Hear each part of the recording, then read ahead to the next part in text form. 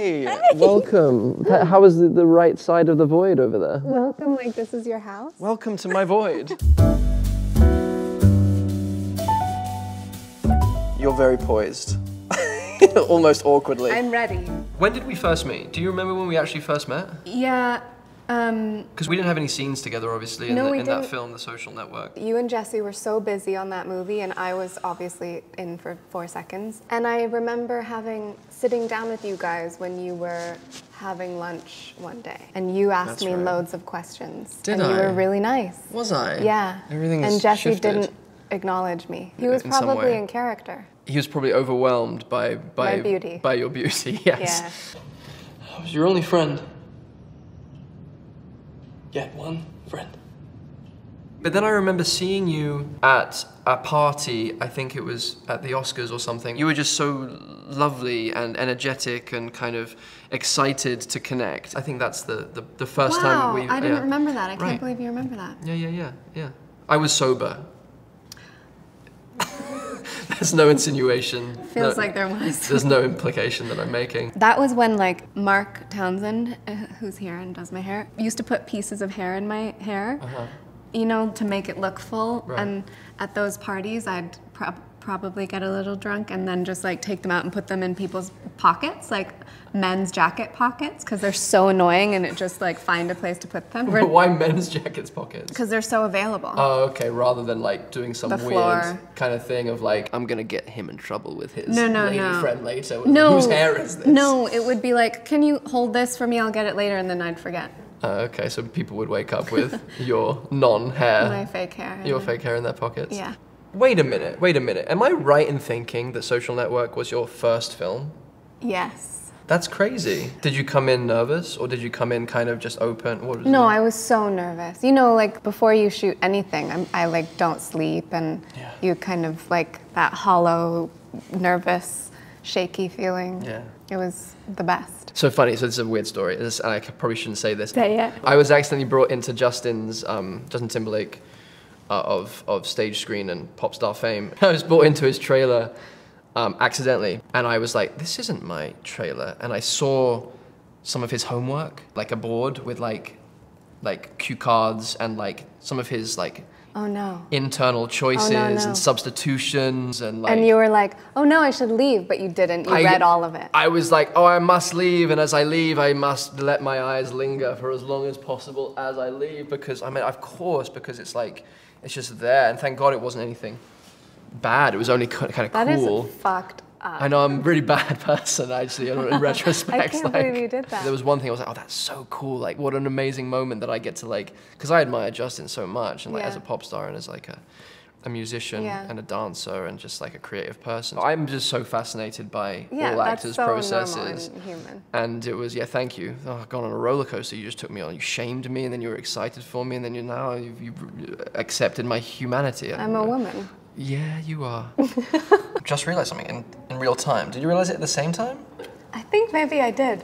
Is it that we both worked with people who are directing us and are also performers? That's Creepy. so weird. Spooky. So weird. Yeah, but that's right. Because of Maggie Gyllenhaal and Lin-Manuel Miranda. Thank you. That's his name. I had a year to learn how to sing and to learn piano and to, get the choreography down and to study John, to really get immerse myself in this amazing man. The amount of people that want to keep his spirit alive enabled us to get all of the information and all of the subjective experiences that people had with him. And it was, I love that. Have you done that before? Have you played someone real that has, what was that? I did a film called Our Friend, and I played a woman who lived in this really small town in Alabama, and we shot the movie in the town, and everyone knew her, and like every single shop owner and restaurant, and they'd say she sat here, and she would order this. She was a special woman. Yeah, she was just like a sparkle. We were all messed up. You saw us. There's something about Maggie, who is like a real truth-seeking actor and now a real truth-seeking director who knows what it feels like to be an actor acting, especially a woman, especially like on a beach in a bathing suit and, you know, doing like dark things and thinking and feeling dark things. She created a really safe place. That's not something that can be artificial.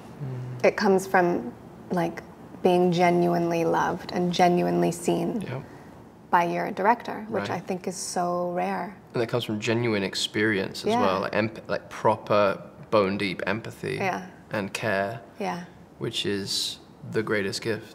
Gosh, I want to work with her. You should. Yeah, and same with Lynn. I don't think he'll ever want to work with me. Why do you say that? I get really nervous singing in front of people. I was the same, but like, you just start peeling the onion and you get through it. You're like, no, I don't want to do it. I don't want to peel the onion. I don't want to be an onion. This is the life, bo bo bo bo. This is the life, bo bo bo bo. This is the life, bo bo bo bo. Like, this is a maybe more personal question, but like, how you have to have such good boundaries in your life and with an audience in order to carry on being naked on screen, whether it's literal or otherwise. Like, that is such a, and I know it's something that I think about all the time, to keep myself sacred, to keep my life sacred, so that I can feel free to go and carry on giving myself to my work. Well, it takes a lot to be private now, like so much effort every day. Yeah. You don't do certain things or go certain places. Someone say, hey, are you the guy from the thing? I'm like, no, I look like him. And then we can have an actual conversation.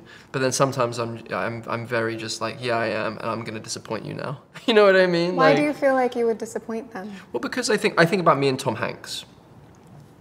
Right, me too. I think about you. You think about me and Tom Hanks all the time. But it's the thing of like, I know that Tom Hanks is just a person, but to me, he is my ultimate hero. Yeah. Yeah. Have you ever met him? I have. And he didn't disappoint. No, he doesn't. But quite the contrary, I would. Like, not in a bad, not like a self-flagellating way. It's more just like, I give myself permission to be ordinary, to be a person, to But don't you think that would make people feel that you're more grounded and more of a human than like... A lot of the time it does do that. If someone's open to me being a person, we have a lovely conversation. But then there are some people that don't want that. They want you to start climbing up the walls. They want the Mickey Mouse. They want the kind of that. Yeah, exactly. Do you ever feel bad when you lie to someone that you're not who you are? Never. Never? You don't ever feel guilty being like, oh, I should have just said, yeah, that's who I am? No, never. If someone's like, hey, are you Andrew Garfield? And I can tell by the way, the energy with which they're asking. That they care? If I am the Andrew Garfield that they're looking for, or if they're actually asking if I'm me. Does that make sense? Like, I'm me. Yeah. And then there's this thing, Andrew Garfield, that people can get agitated about or kind of like excited about. And if they're asking in that way, I'm like, no, I'm not that. So actually, I don't feel like I'm lying. Yeah. But if someone comes up to me and I can feel that they're just going to ask me about something I've done or like say thank you for a film that they liked, if it's like, hey, you Andrew Garfield? I'll be like, yes.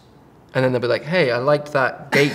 As if I was a blacksmith in the village, and it's like, hey, are you the blacksmith? If it's that energy, I'm like, yeah, I'm the blacksmith. And then they're like, hey, I really liked that gate that you made on the edge of town. It's got a nice hinge, doesn't squeak. Yeah. It's good upkeep. Great gate. Thank you for that gate. I'm like, that's made my day because I put a lot of work into that gate and I like it too. So thanks, man. Do you ever lie and say, no, I'm not Andrew Garfield? No, usually I say, yes, I am Andrew Garfield. And then you get like, wow. People like get very angry. Do you ever get the people that go like, hey. Where do I know you from? What do I know you from? And you're like, I don't know. Here's my CV. Well, what have you been in? And you're like, what am I gonna pull up my IMDb page, like list movies I've done so that you can feel better? It's so interesting. People are so interesting. I think we did okay. You feel okay about it? Yeah. Okay, good. Bye. Okay.